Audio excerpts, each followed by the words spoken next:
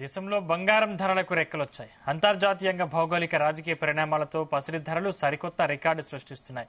దేశ రాజధాని ఢిల్లీలో 10 గ్రాముల స్వచ్ఛమైన బంగారం ఒక్కరోజే 760 పెరిగి 64,850కి చేరింది.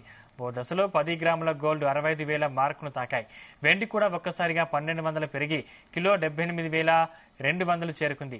జూన్లో యుఎస్ ఫెడరల్ రిజర్వ్ వడ్డీ రేట్లను తగ్గిస్తుందనే ఊహాగానాలతో పాటు భౌగోళిక రాజకీయ పరిస్థితుల వల్ల పెట్టుబడిదారులు సురక్షితమైన బంగారంపై ఇన్వెస్ట్ చేసేందుకు సిద్ధమవుతున్నారని నిపుణులు తెలిపారు.